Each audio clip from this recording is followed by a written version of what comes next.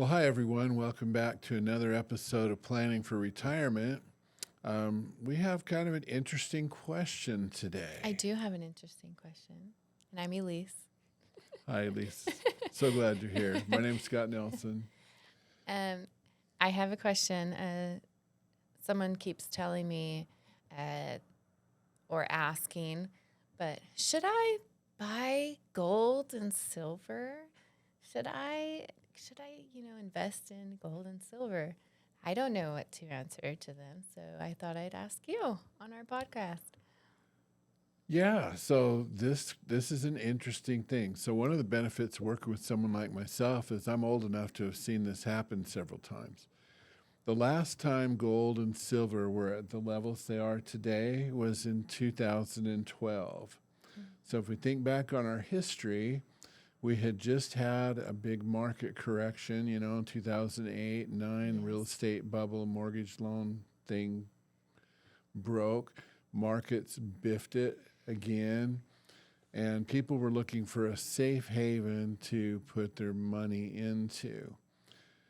But Was it gold? not well. If you had bought in 2012, you would just now be able to get your money back out of it. Ooh, Yeah, that does not seem like a really great investment to me, does it yeah. to you? No. So if you think about physical gold and silver, gosh, they're shiny, they're heavy. There's just something about holding them. It's a novelty. It's But true. It's true. you don't see them every day, but they don't pay interest. They just sit there. So all you Mm. can do is hope that they appreciate. When do they appreciate more? When people are panicking and in fear and not having confidence in the government, in the currency that we use. And is that what is happening now? People are panicking. I think that's exactly what's happening now. So Mm. uh, these are advertised. Pick your favorite talk show host. That's where I understand most of these ads are.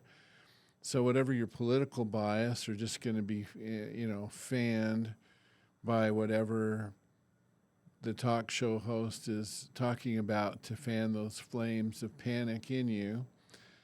And then they advertise gold or silver just as a hedge, right? But again, what are you going to do with them? So let's suppose for a second they said, yeah, okay, I want to get a precious metal. Let's talk about which type. Gold has been right around the $3,000 an ounce level for several weeks, but you're going to pay more than that. You're going to pay the retail price, plus you're going to pay commission to whoever is getting it to you, plus you're going to pay shipping and handling. Mm. So you bought way over market at a spot when the market's already high. And one thing you'll hear me keep saying, there's certain fundamentals, and one of those is You you're don't do supposed to buy low and sell that. Yes. high, not the other way around. So automatically, if everyone's doing it, you should question the practice. And second, let's suppose doomsday happened, a zombie apocalypse, whatever you want to call it, and now the let's say the dollar is worthless. They've printed itself into oblivion. How are you going to use that gold? And what are you going to get with it? If things have gotten bad enough that the dollar is no longer worth anything, what is there to buy? Everything will shut down. I mean, if we look at like the former Soviet Union, if we look at post-World War II Germany, if we look at some of these other countries where they tell stories about dumping wheelbarrows full of cash and dumping the cash on the sidewalk and stealing the wheelbarrow. Okay, great. But you're still going to pay through the nose even if you're using gold. I mean, really, here's a $3,000 gold piece. I need a loaf of bread. Can I get change back? Hmm. You can. Yeah, that's probably the only way you'd be able to use that is if everything just came crashing down. Yeah, And I just don't see it really. yeah, that's interesting. There's a lot of people who do have precious metals. I mean, I have a few, Yeah, yeah. they're fun. Now, if you're thinking about it in that way, then I would say get silver. Why? It's less expensive per ounce, and I would get it. Go to pawn shops. Go to some of these different places and see if you can't find some of the old silver coins, because then at least it's got on there how much weight there is. It's a Right. known weight. You don't have to find somebody to find a scale Yeah.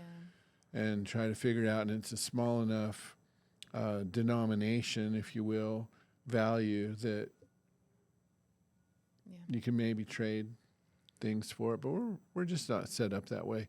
The trend is trying to get us to all go digital. Zeros and ones, Yes. use your debit card. If you're going to pay cash, you have to take that other line that's longer to check out. And so, in your professional opinion, for someone who says, what about gold and silver? I don't think you ever give a definitive, oh, you should not do that, or yes, you should do that, because everybody's situation is just Yeah, so well, different. And what do you want to do, as the person coming in? And, Yeah, why? Why do you why? want to do that? And how much are you talking as a percentage of your portfolio? As a percentage of my portfolio, it's not even a percent. Right. I have a few coins because they're cool, right? It's It's true. not. They are cool. What would be your suggestion for those who, I have this, if the zombie apocalypse happened and I have this to trade and to barter, and what would be something equivalent to that in someone's mind where it's physical, it's safe, and really you can't really have anything too safe, right? Because of inflation, you can't just sit on your money. I had one client tell me instead of gold and silver, he has lead and brass and freeze dried food. So, Yep. Anyway. I think everybody does have their thing that they have it in their mind of what they need, a percentage of money that they need to have, whether it's a physical gold or silver that they want to have. Is that something that you ask clients? Well, for an what's that emergency number? fund, I think people should have an emergency fund, and I think that fund needs to be 3 to 6 months worth of they could pay all their essential expenses. Yes. And I have several clients, and I'll put myself in that camp, that have some of that in cash in a safe at home. If in our area, probably one of the biggest risks for natural disaster would be an earthquake.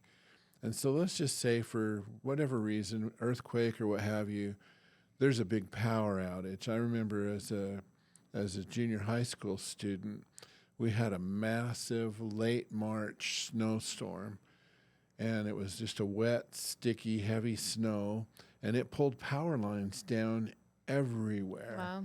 Power was out in some areas for more than a week.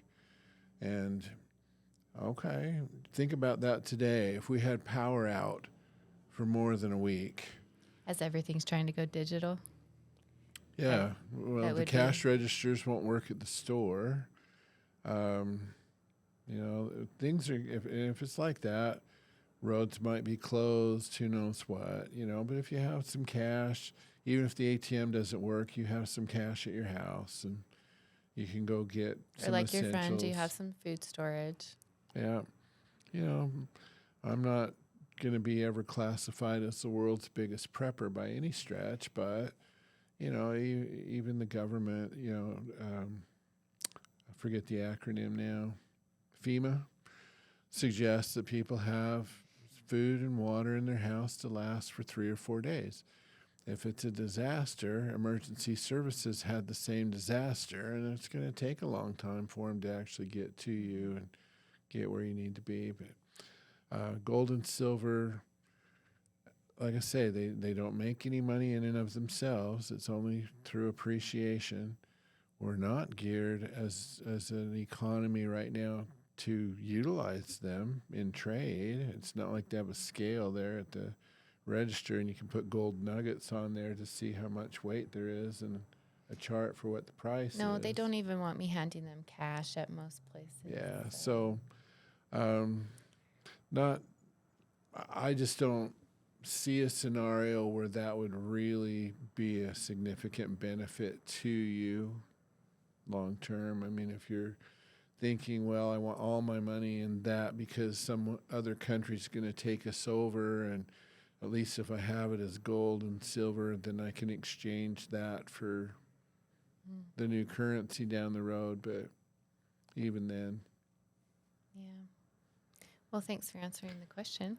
You're welcome, but yeah, we'll have to have an episode and talk about Doge and all the stuff going on that gets people all upset right now. Yes. Maybe try to put some minds at ease. But meanwhile, no, if you want to have it for a novelty, I don't see anything wrong with that. Knock yourself out. Some people collect, cars. Some people collect motorcycles. Other people have other things that they collect that has some value to them. I would put this in the same category. A great collectible. Yeah, great collectible. A lot of fun, especially if you have, some commemorative things with somebody's picture or image on it. Mm-hmm. Well, great. Thank All you so right. much. Welcome. Take care.